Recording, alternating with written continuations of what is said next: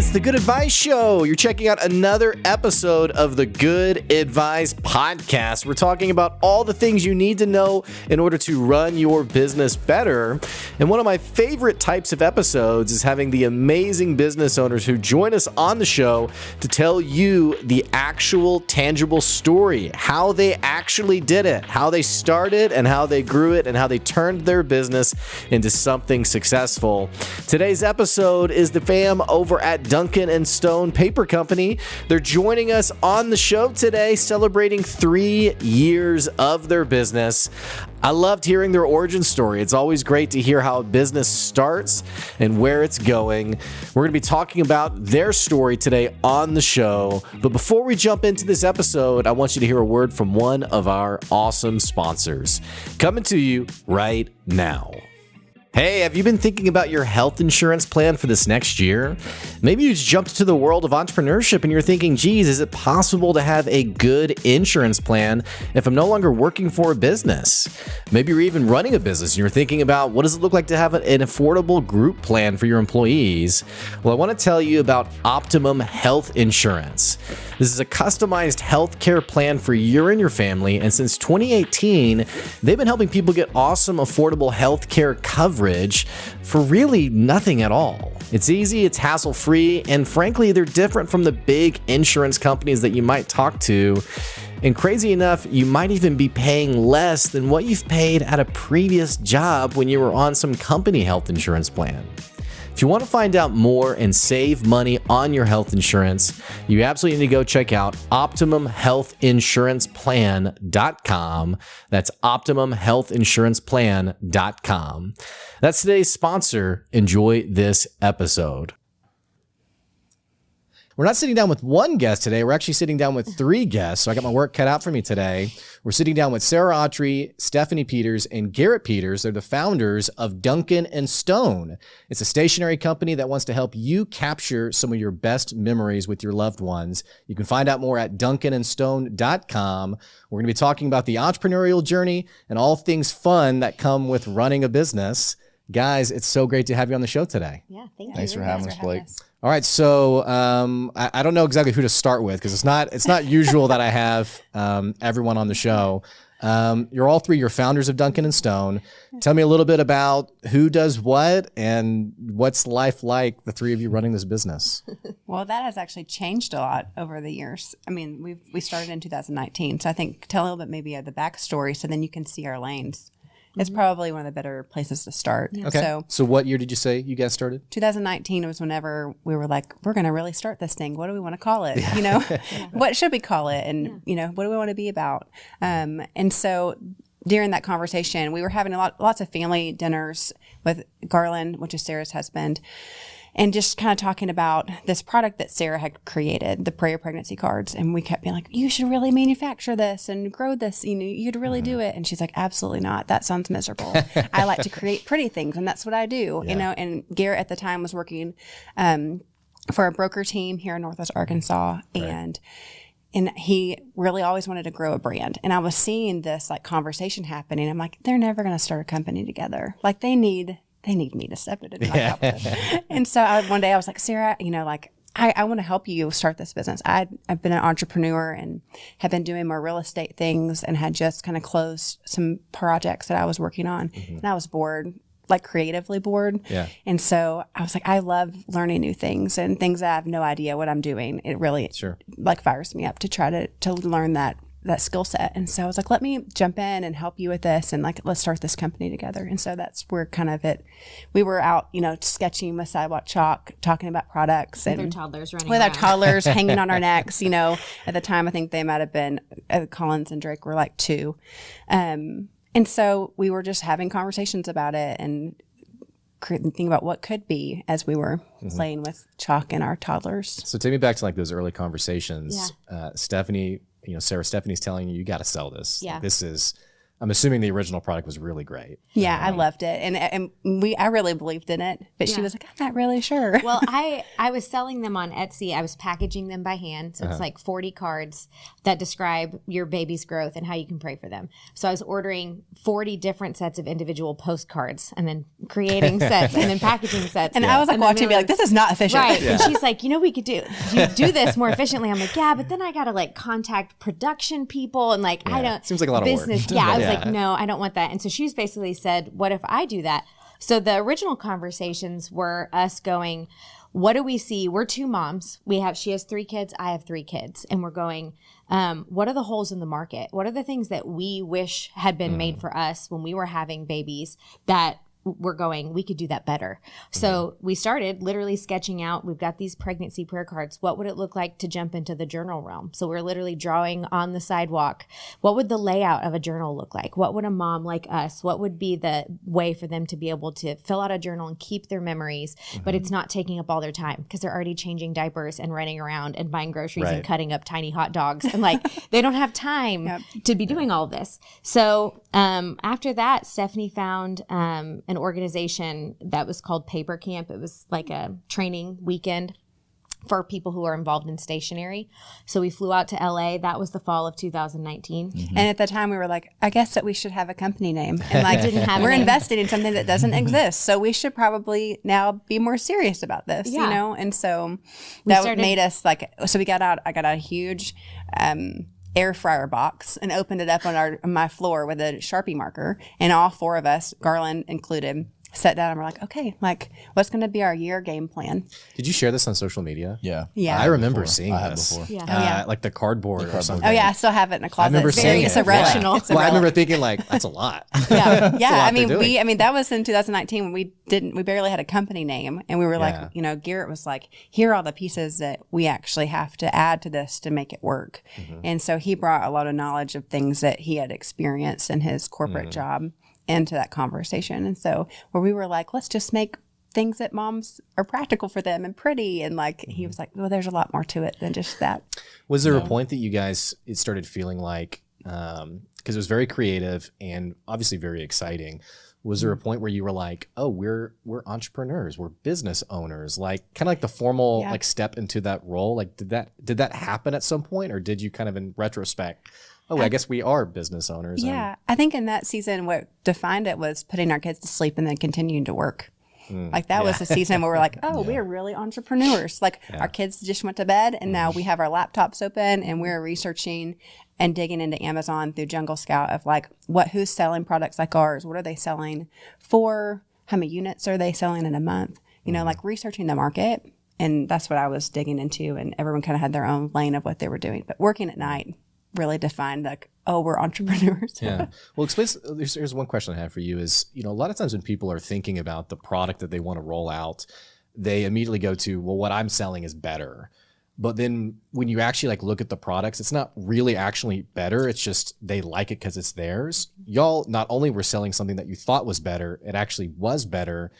Was there some kind of hidden analysis that you did, or you just are just so qualified in your position that you were like, I just know it's better? I mean, help me understand kind of the nuance of, because there's a lot of people listening who they've walked through that line of thinking of like, I know it's better, but then once they started launching it or working with it, it doesn't get quite the traction that they expected. Right. So what was different about your situation? So before we launched Duncan Stone, I had been selling on Etsy for probably 7 or 8 years, doing stationery, like invitations and stuff. So I already had my foot in the door of that general market. Tremendous experience. Yes. Yeah. And so what I had realized from that time when I was doing invitations and whatnot was there are a lot of people trying to replicate what someone else is already doing really well, and you're always going to come in second place because they did it before you and they're already doing it really well. So coming into launching Duncan Stone, I really wanted to actually find the holes in the market, knowing that like reproducing the wheel may not actually happen. Someone has done something for baby books before, but how can we actually launch something that's unique? So we're not competing to be the second best for someone who launched first, but actually being the first person to launch a new type of product. So like a good example would be this past this past spring, we launched a teacher memory book. And so it's a book specifically just to help. We have all these, Stephanie and I, our backstories, we actually both got our master's degree in elementary education, and then we both hated teaching. So we call ourselves the teaching dropouts.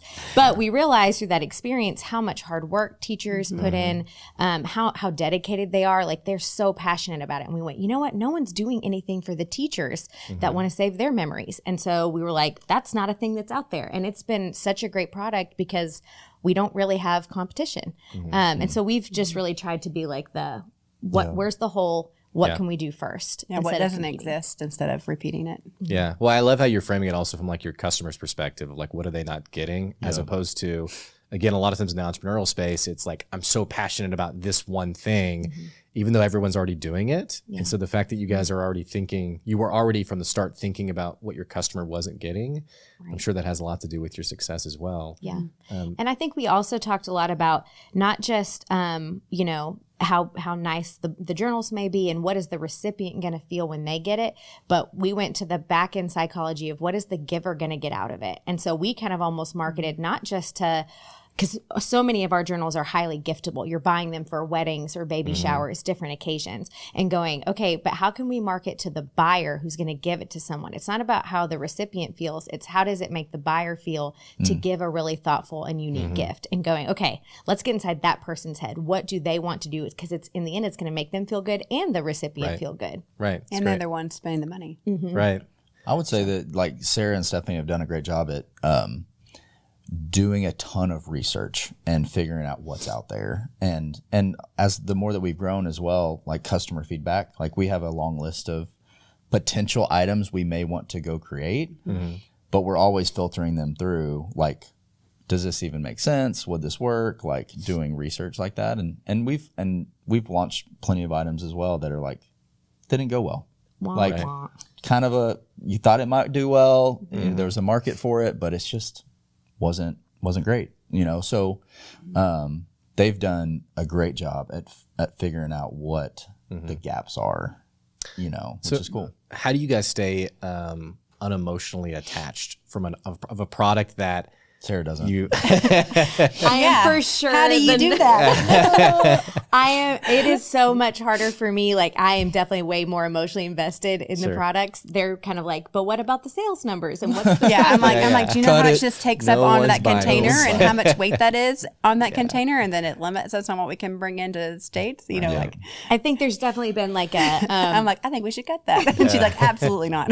There's been some like thickening of the skin on seeing things that are like, oh, that didn't do as well, and really more the learning curve of then going, that's okay. Like, what are we going to learn from that? Why didn't it do well? So that on the next thing we launch. So for instance, one thing we've learned is if we shoot for too broad of an audience, if a product we're launching is for too many people, and in our estimation initially, it was like, great, we have way more of a market capture because all of these different people can use it. But then in the end, no one actually knew how to use it because it was too broad. And we're like, okay, so now we know we have to be very much more specific in what we're designing and the message that is getting across to the customer, so they know this is for me. I need this. So you guys obviously, you have a handful of really amazing products, and I've seen them. I have 2 kids myself, and I've looked at your products and thought, oh my gosh, I wish I had found this when I was first. My wife was going through her pregnancy. But for the products that don't quite get the traction you want, and not just related to products, but just also, as entrepreneurs, you're talking to friends, you're talking to family members, and we mentioned that thickening of skin. What's it like, not just with your customers, not just with your products, but also just people you interact with? For the 3 of you, Garrett, I know you quit your full-time job to do this, which is very exciting. But I remember when I quit my job to do my business, I had someone who was like, what are you doing? Yeah, exactly. Like, are you nuts? For sure. So how have the 3 of you guys kind of developed that sense of resilience, and especially on days where, or even months where the business is not building the traction you expect? Like, what does that process look like? Yeah, I'll start. I've gone through a lot of different seasons through the business. So like back to 2019, 2020, early on launching, we were just focused on trying to push the ball forward. It was just like, I didn't think we were much business owners. It was just like, we're starting this thing and we need to just figure it out. I think that when I left, my full-time job to come on to do this in January of 2020. So not quite 2 years. You mean And 2021? 2021. Sorry, 2021. Okay. That was a tough year for me. You know, it was developed to your question about resiliency. It was like, I didn't know what, I had never owned my own business. I had never worked for myself. It was an incredible like transition that I had to go through. You know, it took a long time for me to like really figure out what the heck I was doing. So what was that process like for you? I mean, yeah, it was challenging. It was trying to figure out what to focus on. Where do I spend my time? Right. What area of the business do I need to focus on? It was a challenge. I think we were still so young. I mean, we had only been selling products for about a year, maybe a year. almost a year, and so we were still so small. And I was just stressed. I'm like, I've left this is a full-time gig for us now. You know, If this doesn't work, then this is like, we got to figure this out. Right. yeah. And so there was, there's this, it's ethereal of that. The experience I had was like, my schedule, I have to figure that out. I got to figure out how to work. How do we work as a team? Right.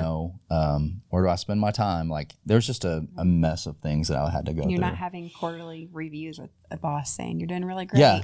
How do you even your define company's success? really growing because look at this and this Right. and this, and like you're not having somebody above you in a role from that job saying you've done really well. Yeah. Or you're like he's like, how do I even measure what's happening? And then during that season too, in 2021 in January, like our company, I had just forecasted out the year, and I'm like, and I saw his stress. He walked into the kitchen right after Christmas break had finished, and he was like, both my eyes are twitching. I'm so stressed. Like, I'm working full time over here, but yet Duncan Stone needs me almost full time over here. Like, something has to give.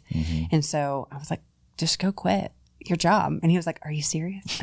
Because at the I was time, not like, we couldn't expecting pay that him response. because Duncan Stone at the time couldn't pay him salary. So he was looking at me being like, you're nuts. Like, why would I do that? I'm like, well, something has to give. Duncan Stone cannot afford to lose you. Like, you're such a pivotal asset to this company to grow. Like, if we actually want to do the numbers that I think that we can do, we need you on this team fully focused. And so he was like, okay. And so he went and talked to some of his buddies and then he put his 2-week notice, I think, that day the next day after that conversation in the kitchen. And so, but at the time we couldn't pay him. It took maybe 3 months or so. But I'm like, we'll just live on savings.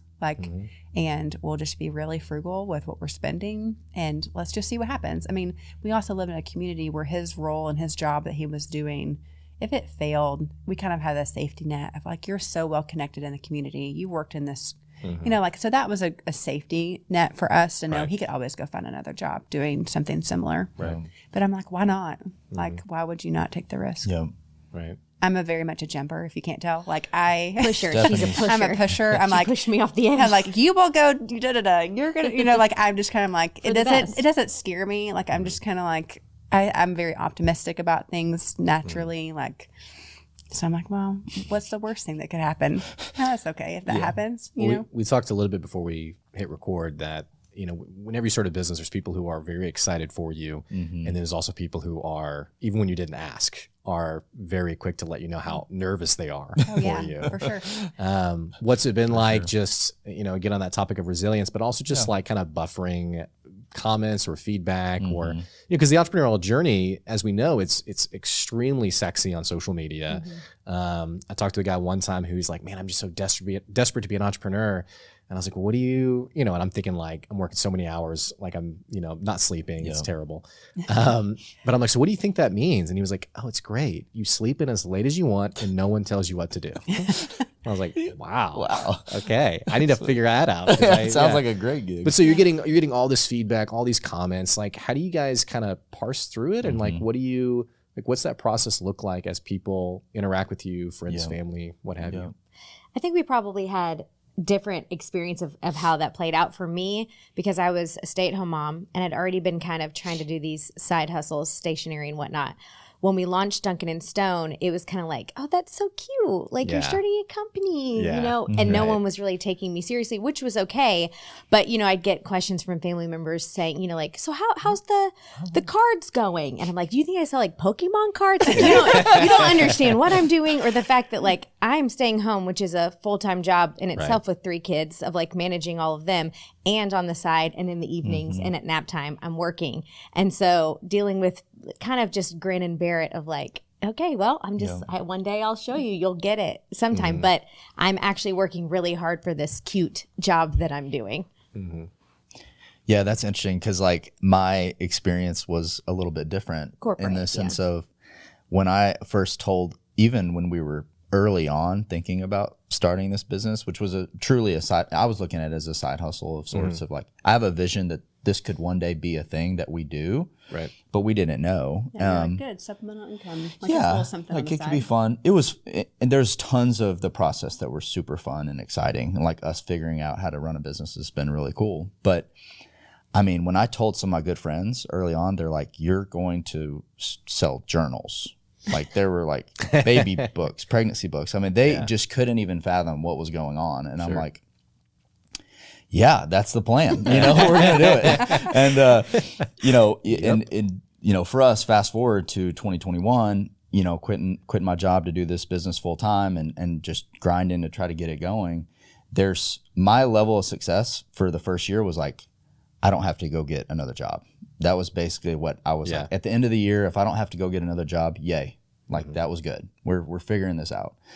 But even to today, we have good friends and even family members that are like, you guys are you're still doing the books thing, you know? And so I have now become, and I tell Sarah and Stephanie a lot, and our team, like I'm kind of out to prove, like there's something in me that wants to prove that everyone wrong. Not that they just think that this is a small little thing. And I'm like, we want to create a big business to show the world, you know, and that might be my own issues probably. Well, and I've noticed when people have never like walked into the world of like entrepreneurship or business, it can be hard for someone like to conceptually understand someone quitting a job, starting a business, you know, sticking with something also. I mean, we live in a world where people often change jobs very quickly. And not to mention also the fact that you guys, you started a business right before a teeny tiny thing called COVID. Yeah, exactly. So what was 2020 like for you guys? Oh my gosh. Man, so back to fall of 2019 when we're starting to develop product and thinking through ideas and naming ourselves, you know, which Duncan and Stone, we tossed around a lot of names, but Stephanie and I actually met at this point 12 years ago. We were both working for a nonprofit in Fayetteville. And as we were looking through names, you know, so much of our business was founded on our connection as best friends and then walking through motherhood together. And so we named it after the corner that building sits at, Duncan and Stone. So that was where the name came from. And so then when we were moving into the spring, we're like, okay, we did it. We developed these products. We have a brand now. You know, we've got a pitch. So easy now. Yeah, exactly. We got our production partners lined up. We actually got like that first unboxing of product in hand and high-fiving. And we're like, okay, let's put it live. We started on Etsy and our website, and that was end of February 2020. And we had no idea. 2 weeks later, our kids are home permanently for the rest of the year. You know, no school. Now we're homeschooling and launching a business. And we're like, what's going to happen? Like, no one's buying anything because nobody knows. That's what that was our fear. Our fear. But what we found out was it actually worked in our favor because everyone went, I'm stuck at home. I have nothing else to do. I should finally fill out that baby book I never got around to. This is a perfect time to buy. We had a legacy journal for grandparents to write out their life story. So they're going, I'm worried that my grandparent might get sick. What if I don't ever get to hear about their life story before something could happen? So we've got people from all over the U.S. going, I've got to get these stories written down. And so for us, our business actually took off in a really surprising way. Yeah. Well, and the other side part of that is that Sarah in 2019, whenever we're writing the board and we're saying, what's your goal for the company? And she's like, I just want to make my deductible. Like, I just want to make enough money for the whole year to meet our deductible. I was like, oh, that's so cute. That's cute. You know, and so, but she was very dependent at this time her Etsy business. Like her husband's a pastor. It was a supplemental income for them to make their bills. Like for her to have that stationery company that was all built around baby showers and weddings and invitations to events. And Gosh, so I forgot about that. You just said that. I'm having PTSD right now. and so she was so like, I mean, the spring for her was like the Super Bowl for them to make their bills. Yeah. And so for us to launch and sell our very first product in February of 2020, and then Duncan and Stone kind of took off to the point where her stationery company just completely crumbled because there was nobody having any events. And so it was really cool to see the provision of Duncan and Stone step in and actually start making a profit very, very early, enough to cover the deductible for that year, to be like, it met the need. So Yeah. Was there ever a point, I mean, so the business takes off during COVID. You have a lot of fear and worry in the marketplace. People who are probably even giving you guys advice on, hey, get a backup plan, and yet Duncan and Stone is doing well. How do you guys typically respond to setbacks in your business? Is it something that you each kind of deal with separately? Do you have different personalities for how you deal with it? But definitely she different cries. personality. I'm like, it's okay. Will we tell them about? Garrett gets mad. I get He gets mad. She gets sad, and I'm like, "This is why I'm here. I'm HR guy. Well, here's HR hat. One example for our listeners. I don't know if this was actually a big deal or not, but I know recently you guys had a copycat. Yeah, You had we did. someone who basically took your product and duplicated it, sold it on Amazon, and basically ripped you off. Yep. I don't know if that felt like a setback or not, or if it was more like a, wow, we're actually pretty good since someone's flattery. Sarah was, for the record, Sarah was super When mad it comes about to that. creative and people taking my creative ideas, I'm like, oh, I will throw down. We are not going. I'm like, who are we calling? What are we doing? Yeah, we were I'm leaving. immediately, I'm buying the by the product, way. leaving my own reviews. Yeah, we immediately got after that one. No, I think of setbacks earlier. I mean, even before that, she's gonna be like, so. Our very first, we launched with the pre-pregnancy cards and Dear Baby, which is the journaling format for the pre-pregnancy cards. And then our next item that we're like, okay, we're growing. Like we're gonna bring in this new item of Dear Son and Dear Daughter. It came in, it was beautiful.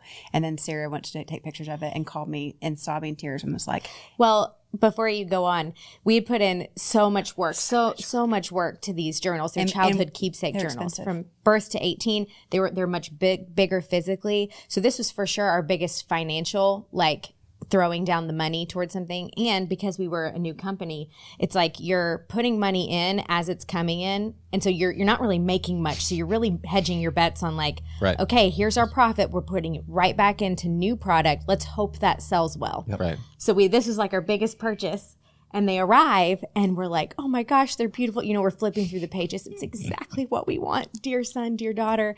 And after a day of us looking through this, I look on the spine of Dear Daughter and it says Dear Dother. The G and the T are transposed. And I was like, no, we have thousands of these that we've shipped over, that we've paid They for, were going, that we can't use Already printed, any of coming them. over. And so I call Stephanie in tears. I don't even know if you could understand. I'm like, it says Dear Dother. You're like, what's a Dother? I'm like, just look at the picture. And she didn't see it at first. And then after it clicked, she was like, oh no. So that was probably the first devastating blow of the business of that was a total waste. Oh, yeah. What do we do? How many more can we afford to reorder? I was trying to pull them. I was trying to contact, our printer partner and be like, can you pull them before they go to ship, before they go into the port? And he's like, no, they're already have reached port. They're already on the vessel. Then we're there's trying nothing to we can find, do can about someone it. recase them? Can we, what would that cost? Were they going to customers yet, or were they? Not No, yet. they were just Those coming are to us distributors. Okay. in our garage. The They've warehouse. never been the to warehouse. a customer. Duncan and Stone International from the garage of Peter's house. And I love it that our printer partner thinks that that's our office. Oh, yeah. I'm like, that's cute. It's just our garage. Oh, well, for that, in that situation, we all deal with it differently, in their own different way. I was just thinking about the financials of that situation of I'm thinking that we're just going to sell the stuff. I'm like, full Put it out there, it's transparency. fine. And I'm we're like, what's the big deal? The customer probably won't even know. And the girls are like, no, we're not. We're a brand new business. Yeah. It will tarnish our brand name. And and it was the right move for sure. But I was just like, we're not going to make it. This is this is a devastating thing, So I'm like, so Worst case stressed scenario. out early on of what's going on with this small thing we're doing. It was, I didn't funny. handle it. Well, Yeah. and I keep in wasn't mind, stressed we're at all. all Stephanie was not stressed. No, I was like, Are you cool as a cucumber She's always? so- or oh, what? No, yeah. I mean, I stay pretty. I can get feisty, and I have my own roller coaster of things. But this didn't really faze me. I was like, it's okay. Like, we're gonna have mistakes. Like, let's just look at the numbers of it. Let's see how much it actually. The biggest loss is that we don't have it here to launch it with Dear Son. Like that to me was a bigger loss than the product itself. Yeah. Stephanie's so great at seeing the long-term vision. So for her, Garrett and I are going, oh my gosh, the finances from Garrett's perspective. I'm going, oh my gosh, this was on me. I'm creative. Now I've let my people down. But Stephanie's going, but I already know this is, whatever month. She's like, but I'm already looking at 6-12 months out, and I know this is not going to be a big deal then. So it's going to be okay. Yeah. Which is great because it's like the steadying force of me and Garrett Yeah. being For explosive on sure. both ends. For She sure. kind Like, it's of gonna be helped okay, it. guys. Yeah. She's the glue that holds us together, for sure. Like them jelly peanut butter. Speaking of this mistake, a lot of businesses, unfortunately, they would go the route of not even so much as like our customers aren't going to care, but like, hey, this is such a big expense, like we have to make some money back on it. I like that you guys were like, no, like it's important to keep quality as quality should be. Is there any insight there on, I guess, people listening who are tempted to, reduce the quality of what they're selling or cut corners? I mean, we all know not to do it, right? I mean, I've never met anyone who was like, I just love cutting corners. Yeah. But we also know like the challenges of exactly what you're talking about, where it becomes very gray. Yeah. It's like, okay, my cash flow is really tight. We spent a ton of money. This could really hurt us. Yeah. So we're going to shave off a little bit. Yeah. You know what I'm saying? And That's a so good like, question. what's your take on, even in the mess of that, staying focused on quality, and it's going to be, our brand's going to be what we want it to be. I mean, I'd love to hear more about that. Yeah. Sarah, I'll let Sarah talk to that. Yeah. Like I think from a brand values perspective. exactly. We, from the very beginning, again, back to where do we fit in the market share? We knew that there are lots of people, like if you go on Amazon and look for baby book, you're going to get things for $7.99, little paperback. And I'm not hating on those, but we knew we wanted to make a product that wasn't there. And for us, that meant something that's high end, you're not going to toss into a bin at some point and be like, I don't really care. That wasn't all that nice anyway. That sits out on your coffee table because it's so beautiful. You're like, I want people to see this thing that I bought. And that's going to be high enough quality that you can actually pass down for generations to come. So for us, selling a Dear Dother went against all of our core strategies of what's differentiating us from the rest of the market. And we knew that if we started the business at the beginning already compromising on what we were selling to people sets us apart, that in the long term we were going to have no customer buy-in because it's going to look like what you're selling is not actually what you're pitching. Right. Right. Right. That's a good point. And we've had issues with, a print mistake that wasn't our mistake, that just the printer, flipped a page upside down, or, that's different to have a review happens. that's like a, one-off.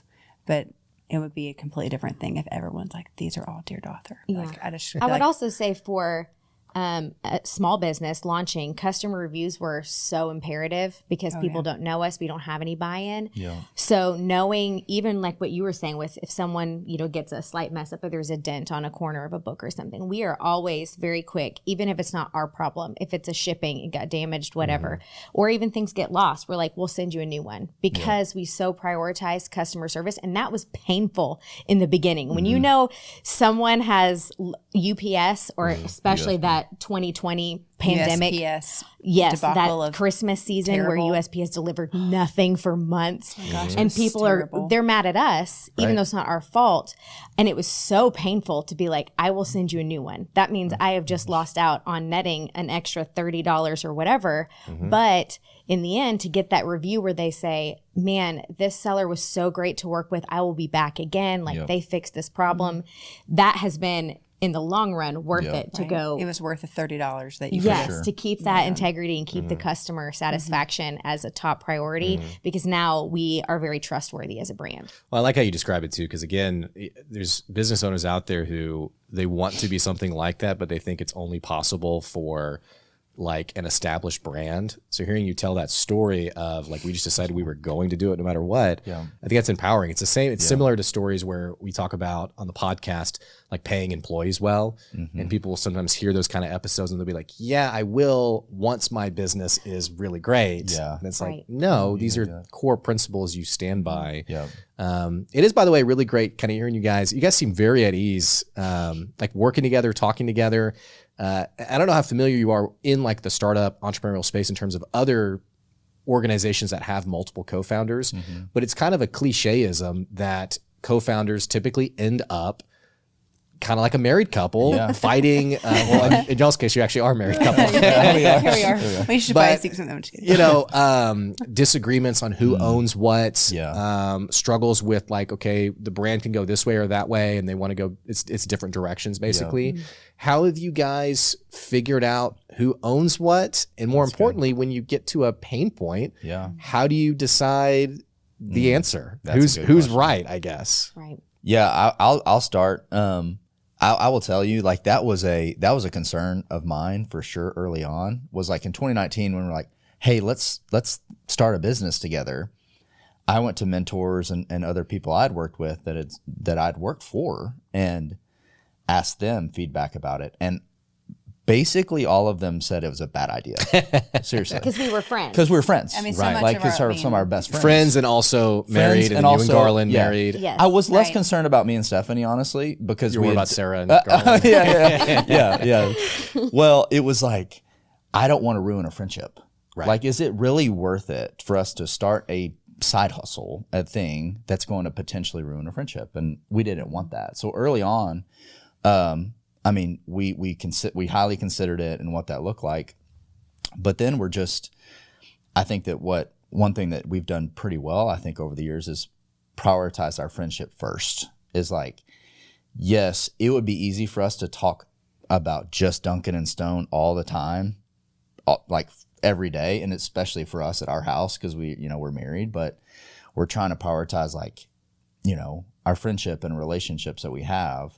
And then we've now, because we've grown and like we have business time and like we have office hours, and obviously if there's things that come up, we'll talk about the business, but finding the boundaries of, we've really had to grow into that. We had to step into that. I mean, we've had for sure pain points where, but I think us setting up an S Corp together, going in and legally going, here's everyone's shares. Like, Sarah and I have a little, like 1% more than the guy. So it's a woman-owned business. Just saying. I keep hitting my mic. Sorry about that. So I think setting it up and structuring it really well in the beginning, and spending the money on a lawyer to go, here is the documents. We all agree to this. We have to create some. We created a lot of structure in the very beginning, even whenever we didn't even have much of a company. Like, I mean, sales. I mean, that was one of the things that we invested in really early, was having a legal person sit down with us and go, here's how we're structuring our company. Here's everyone's stakes. Here's everyone's stocks. Like, we're very intentional about that. And then we had a lot of conversations about what we see the long-term vision of the company looking like, even early. Like, where do we want it to go? What do we dream for it to be in 5 or 10 years? And to see, like, are we all seeing the same picture? And then one of the things that I think really helped, we came up with, we had a business team meeting, was it 2021, January? In January 2021, we all went out. We went to Bentonville for 2 days, and all we did was talk Duncan and Stone. But we, at that time, structured our company for salaries of, like, we see it like a pie. So 100% of a pie is what is the work against the business. And so we looked at what percentage are you working against the business?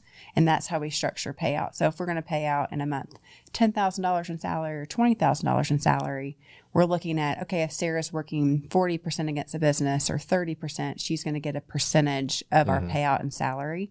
So it wasn't like, you're getting more than me. It's like, well, yeah, because you work more against the business than I do. So, and so everyone, that's how we structured our pay. And I think that really helped solve a lot of tension that could have been there and that was starting to build.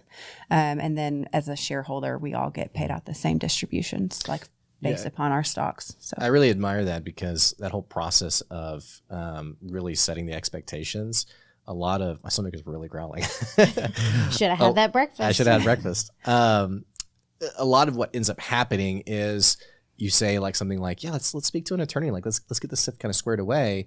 And someone might respond with like, oh, we're family. We're friends. Like, what do we need to settle? What do we need to, yeah, exactly. And so I think it's just interesting that you guys went that route originally and kind of got all of the potential drama out of the way, I guess. Yeah. Or put it on the table before it was happening. Right. A lot of it. Yeah, not that we haven't had our own. We've had our own counseling sessions, group counseling. I've had for sure, absolutely. I think that, it's an interesting dynamic that we have, and it's a unique situation with a married couple, two married couples, and us three being the primary like workers for our business, like having to navigate the relational situation of. And they've had to come to me many a times, especially last year of, hey, Garrett, you're being a psycho. Like you need to settle down because the expectations that I may put against my team members is some of it might be, unreasonable for sure. And so we've had to work through a lot of that as business partners. And setting aside you have to kind of draw those kind of boundaries of, hey, we need to have some business discussions around expectations and roles and things like that. And it's something that we've done more of as we've grown. And it's, I wasn't really great at it for the first couple of years, probably. I think what was interesting was the learning curve for us was not what's your lane. We very naturally had completely different giftings and passion points within our business. They have zero desire to do anything creative. They don't want to learn InDesign. They don't want to take pictures. I have opinions on things every now and then. Right. And she's like, really? Yes. But when Stephanie's doing projections or, ordering with our production partners, I'm like, please don't ask me another question about a spreadsheet. I don't know. My eyes are crossing.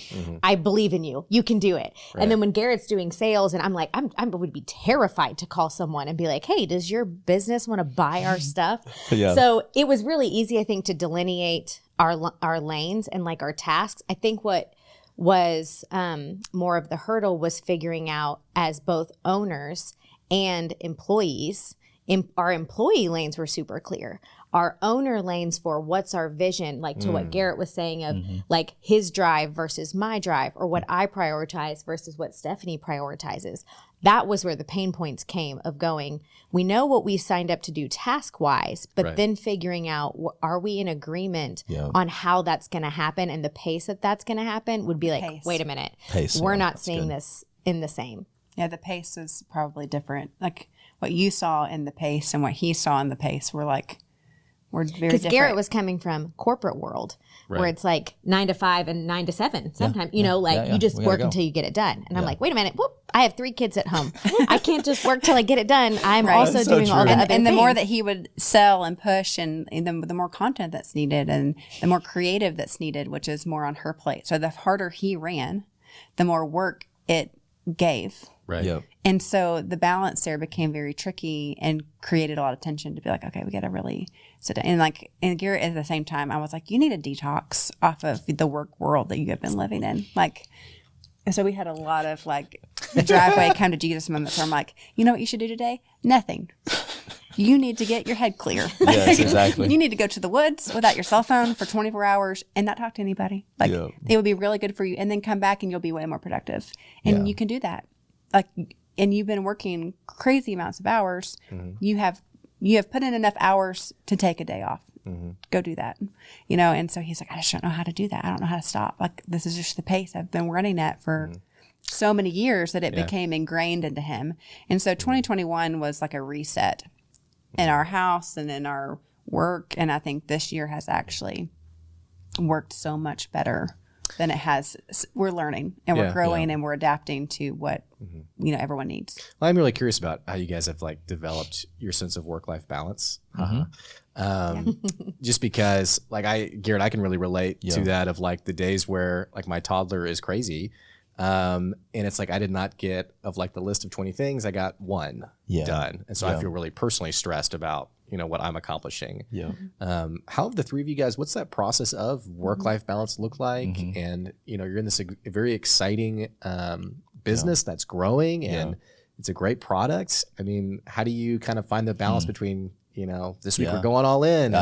This week we're just, enjoying it and taking time for ourselves. Yeah.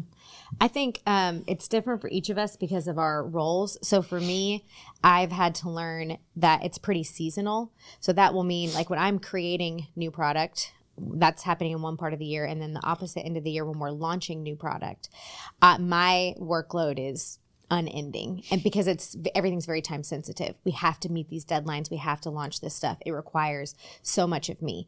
So I've had to learn to be okay with then in the other seasons going, I might only be working part-time in this season because I know I need to not burn out because I'm coming up on another heavy season. So mine's less of like day to day and more of like, you're going to have to do this for 2 months and it's going to be really hard. And you're going to walk away. I'll call Stephanie when I'm in the middle of, I'll get super excited, research the new journal, start designing it, get into the tedious of like, which graphic of this flower do we really love best?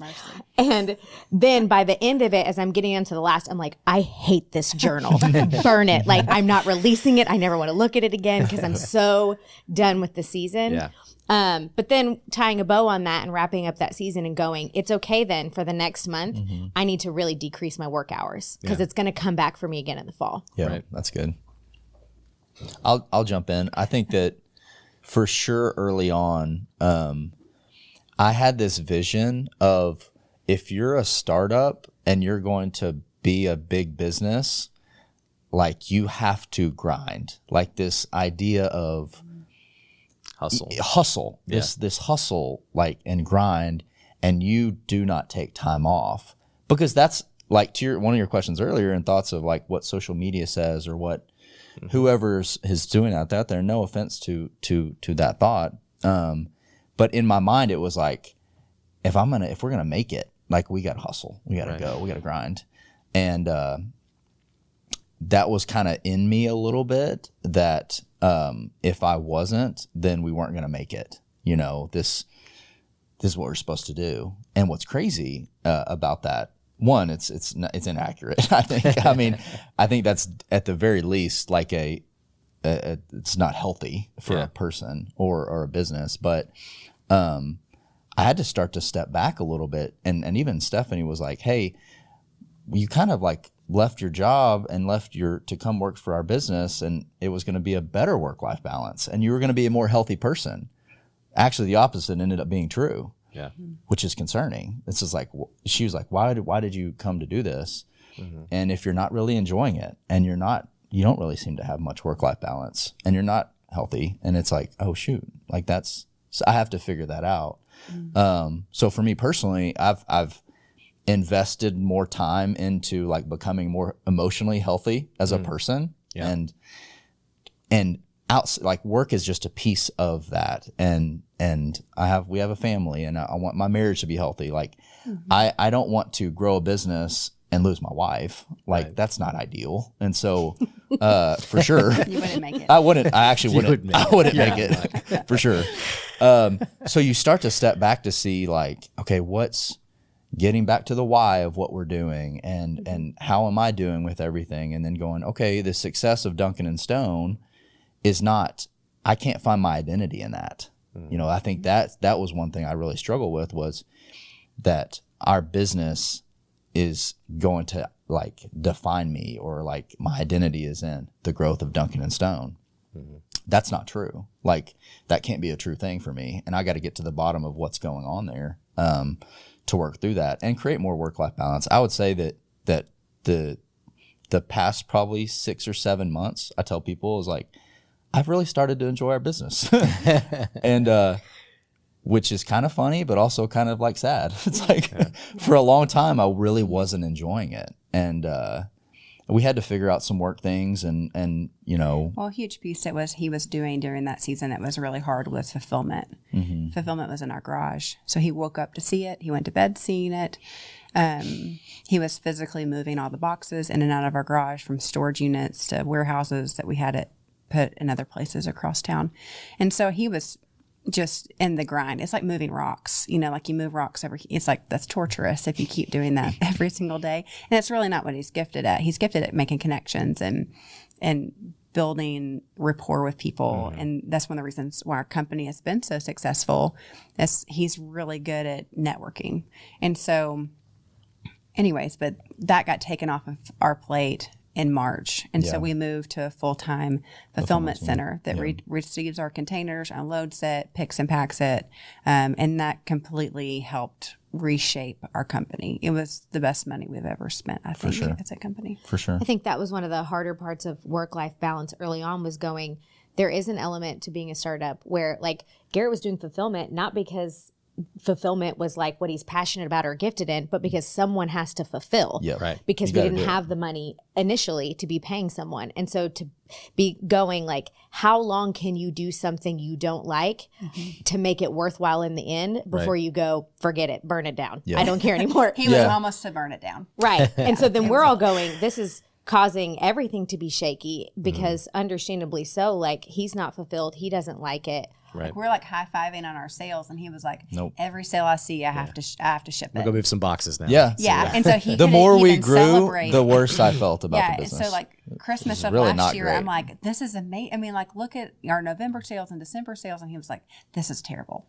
Like, I mean, it was literally like he That's he actually- He's wanted- cheering when you didn't make any sales. yeah, I mean, I mean, that's not yes. good. Yeah, he was like not happy about the numbers, and so this is the first time he's getting to experience a full, not a full calendar year, but 6 months, 7 months of celebrating. Like, Yeah. But there was that season where it was like, we had to choose to put our heads down and go, this isn't good. We don't love everything about it. But if we want to get to the level where we can make enough money to pay fulfillment, we have to do fulfillment.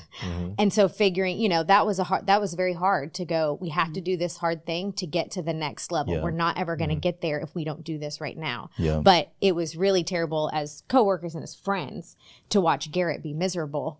To push us through to that level I just so that we could envision- rescue him in the long run. I envision them like sipping coffee while you're like moving boxes Absolutely. in the garage. it's like freezing cold. I'm like, we can move this into like one of our bedrooms. He's like, it will not come in the house because that means wanna it's see going to it. stay. It's not coming in the house. I was like, Well, "Okay." I think to Sarah's point, there's a certain, everybody will go through different life stages, a business or a company like, because I think there's something to that. Like early on in a startup, like, what are you going to do? Like, we just didn't have we weren't privileged enough to be like, we outsource everything and we have this idea that we don't touch anything or do anything and we make millions of dollars.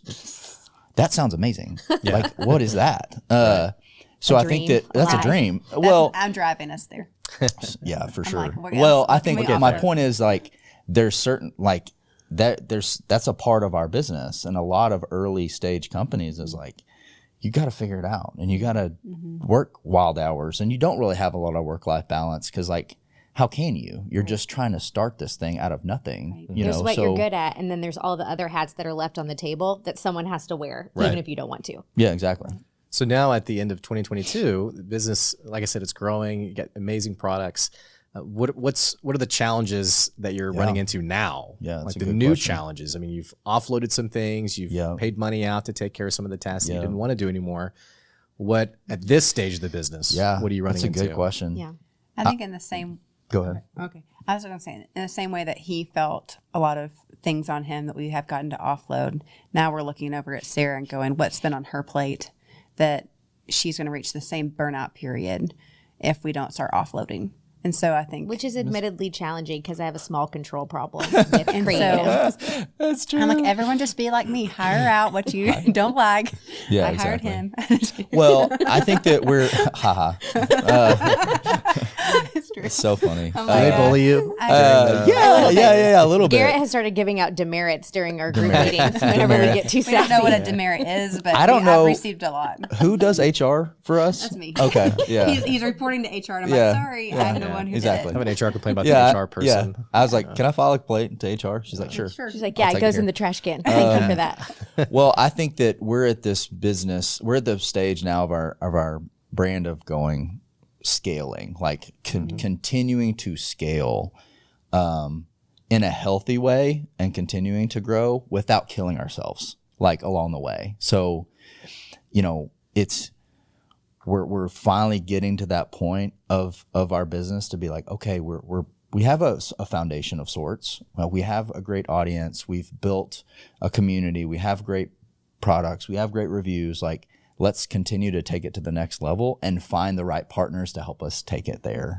So for us, we we have a lot of expertise within our team, but there's a lot of stuff we don't really know how to do. And so we're now at that stage to go, okay, how do we scale in a good way and find the right partners to help us get there? Is an interesting season. Even if you're good at something doesn't mean that you enjoy it, so looking at what you can offload so we can actually like have a better work-life balance and be more present with our kids. And well, it was something that I think we talked about a little bit before we jumped on here was, building to sell, or this idea of who knows what the future of our business looks like, but building it in a way that's somebody may want to acquire us, or we want to have an exit sometime, or, so building in it that way that, allows us to, just take it to the next level. It feels like we're, just starting to grow up a little bit. I think one of the things we learned earlier this year in terms of scaling, because I would agree, that's kind of, we've been going, how can we be more efficient? How can we get our systems in place so that we can scale? And we had some opportunities, some possibilities with some big box stores, which sounds really like great and exciting. Like if you just get an X store and you sell X number of units, you've now made millions of dollars. And it's like, oh, good, let's do that. That's a good plan. But then as we actually got into the process, realizing what it was going to really require from us, are we capable to mass produce at this scale yet? Like we could jump at it, but what if we do it in a really messy way? And now it actually is damaging to us versus, so I think what we learned was like, even though some of that seemed really shiny and this like great opportunity, in the end, it actually would have been worse for our business to skip steps. Yeah. Instead of doing a more like slow, but what's the next right step for us, instead of like, yeah, but that's the ultimate goal. Yeah. So speaking of the ultimate goal, I mean, you mentioned potentially it'd be great to get acquired at some point. Yeah. But when you think about Duncan and Stone 5-10 years from now, what are some of the things that come to mind, or things that you'd want to be true about the brand? Yeah. What would you all say? this is easy. I knew she's going to have something. Go ahead, President. I know she'd have words. I would love to see us continue to grow. Obviously, but in a way that we offloaded, where we became true owners, like where Sarah was the creative director, not the creator, where she was getting to walk in the photo shoots and going, I want it this way, send me, I'll approve images, like the director of it instead of the one shooting all the photos. And so offloading and truly become owners and then workers in the things that actually bring us a lot of joy. That would be ideal in the way that I would like to see us continue to do that. But I want to make sure that we're growing our company so we can sell it if we want to. We might sell it, we might not one day, but I never want to get to the point where like we're ready to exit and we have completely shot ourselves in the foot and we are not prepared to exit because we haven't structured things properly. Right. So I want to continue to structure our business where we can sell if we want to. Or the business can't operate without you. Yes. Yeah. And so the more that we work our way out of the company, though, and we become true owners, it becomes more appealing to a buyer. So if they look at it and they're like, oh, like we could buy this company, but the owners are all fully working in the company, right? Like that's not very appealing to somebody who'd want to acquire you. Right. Sarah, what would you say? 5 to 10 years? No, yeah, I would say the same. I came from stay-at-home mom and side hustle, and now doing this full-time. I never had, I wouldn't say I've ever been driven to have like a long-term career path per se, of like, where Garrett, I think, is more like, I want to take ownership of something. Like I wanted to start something and say it was mine and like, lead with it. I'm just kind of like, I really like making pretty things that make people happy.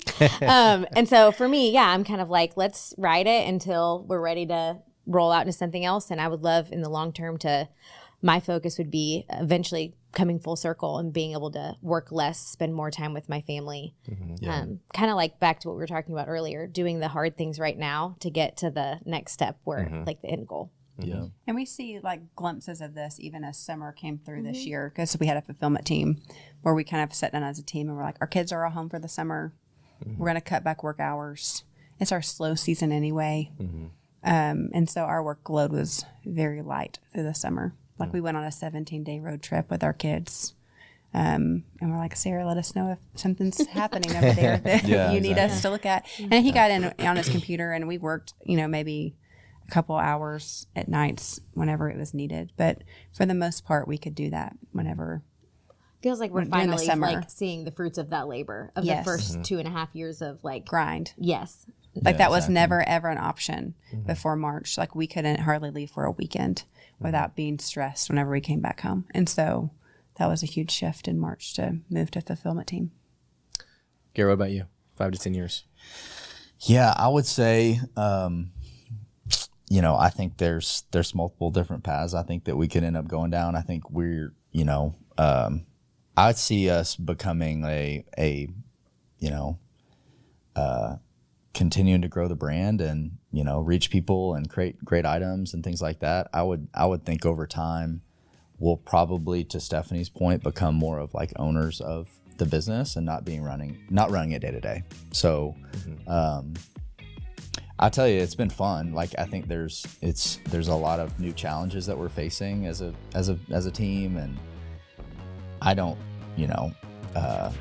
for sure the next few years have any desire to not work on the business. So it's really fun to keep growing it and figure it out. Well, you just got to It's the fun. season that you really I'm actually enjoying it. Yeah, I know. So.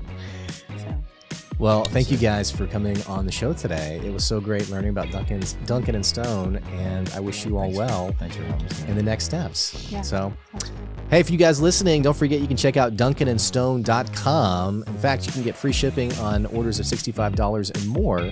Again, it's duncanandstone.com. It's going to be down in the episode description below, so you can check out more there. Also, I'll put social media links as well for you guys to check that out as well.